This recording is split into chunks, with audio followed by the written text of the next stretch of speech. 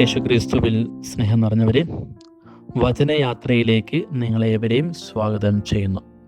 തിരുസഭാ മാതാവ് ഇന്ന് നമുക്ക് ധ്യാനിക്കുവാനായി നൽകുന്ന തിരുവചനം മത്തായിയുടെ സുവിശേഷം 6-ാം അധ്യായം 7 മുതൽ 15 വരെയുള്ള തിരുവചനങ്ങൾ. യേശു പഠിപ്പിച്ച പ്രാർത്ഥന, സ്വർഗസ്ഥനായ ഞങ്ങളുടെ പിതാവേ എന്ന പ്രാർത്ഥനയെ പറ്റിയാണ് ഇന്നത്തെ വചനഭാഗം നമുക്ക് നൽകുന്ന സന്ദേശം. അതായത് പ്രാർത്ഥനയെ പറ്റി പറയുമ്പോൾ പെട്ടെന്ന് ഓർമ്മ വരുന്ന ഒരു പ്രാർത്ഥനയുണ്ട്. 1 സാമുവേൽ 1-ാം അധ്യായത്തില് എൽക്കാനയുടെ ഭാര്യമാരിൽ ഒരാളായ ഹന്ന. എൽക്കാനയ്ക്ക് 2 ഭാര്യമാരുണ്ട്. അതില് ഒരാള് ഹന്നയും മറ്റേയാള് പെനീനയും.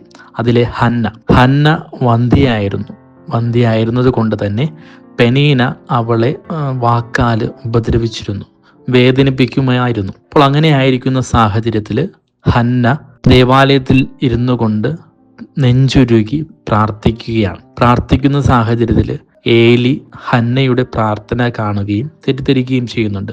മദ്യപിച്ചിട്ടാണ് ഹന്ന പ്രാർത്ഥിക്കുന്നത് എന്ന് ഏലി വിചാരിക്കുന്നു.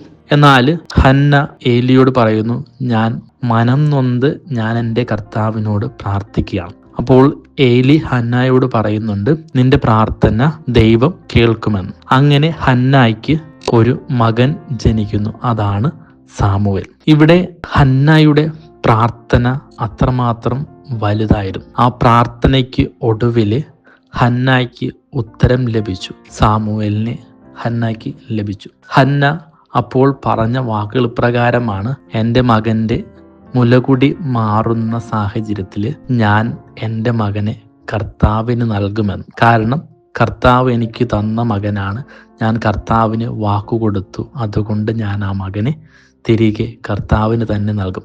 അങ്ങനെ 3-ാമത്തെ വയസ്സിൽ സാമുവേലിനെ ദേവാലയത്തിലേക്ക്, ഏലിയുടെ കരങ്ങളിലേക്ക് ഹന്ന ഏൽപ്പിക്കുകയാണ് ചെയ്യുക. ഇതൊരു വലിയൊരു പ്രാർത്ഥനയാണ്. നമ്മുടെയൊക്കെ ജീവിതത്തിലും ഇതുപോലെ നമ്മൾ പ്രാർത്ഥിക്കാറുണ്ട്.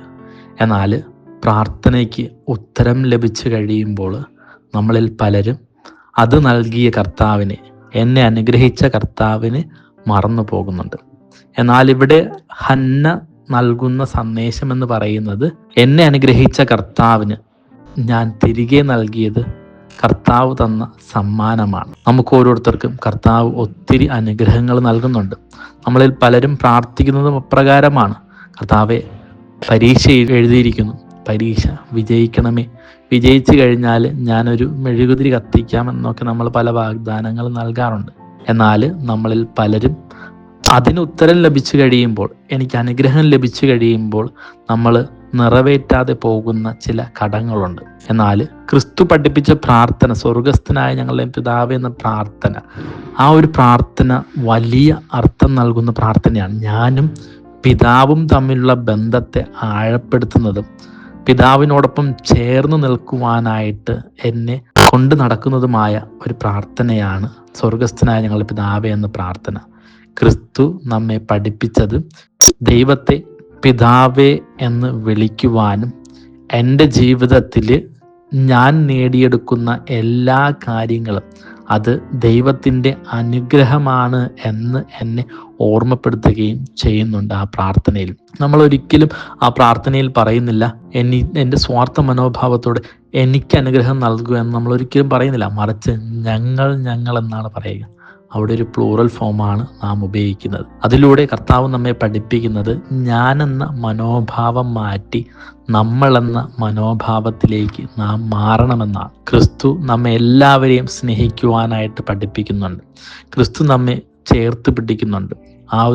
ആ ഒരു പ്രാർത്ഥനയാണ് ഇവിടെ നമ്മെ പഠിപ്പിക്കുന്നത്. ഹന്നായെപ്പോലെ എനിക്കും ജീവിക്കുവാൻ സാധിക്കണം. കർത്താവ് നൽകിയ അനുഗ്രഹം നമ്മളെല്ലാവരും പഠിച്ച് മികവുള്ള മനുഷ്യരായിട്ട് മാറുന്നുണ്ട്. എൻ്റെ കഴിവുകൾ കർത്താവിന് വേണ്ടിയിട്ട് ഉപയോഗിക്കുവാനായിട്ട് എനിക്ക് സാധിക്കണം. അവിടെയാണ് എനിക്ക് ലഭിച്ച അനുഗ്രഹങ്ങൾക്ക് ഞാൻ ഉത്തരം നൽകുന്നത്. ആയതിനാൽ പ്രിയമുള്ളവരെ, ക്രിസ്തു നമ്മളോട് പ്രാർത്ഥിക്കുവാൻ പറയുന്നുണ്ട്. ക്രിസ്തു നമ്മെ പ്രാർത്ഥിക്കുവാനായിട്ട് പഠിപ്പിക്കുന്നുണ്ട്. പ്രാർത്ഥനയ്ക്ക് ഒടുവിൽ ഉത്തരം ലഭിക്കുമ്പോൾ അതിന് ഞാനൊരു ചെറിയൊരു സമ്മാനമെങ്കിലും കർത്താവിന് നൽകേണ്ടതുണ്ട്. ആ ഒരു സമ്മാനം നമുക്ക് നമ്മെ തന്നെ പൂർണ്ണമായിട്ട് സമർപ്പിക്കുന്നതാണ്. ആയതിനാൽ നമുക്കെല്ലാവർക്കും കർത്താവിലേക്ക് അണയാം.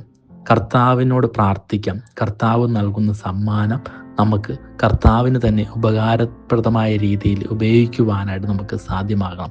നമുക്കും വചനം പ്രഘോഷിക്കാൻ സാധിക്കട്ടെ. ദൈവം നമ്മെ സമൃദ്ധമായി അനുഗ്രഹിക്കുമാറാകട്ടെ.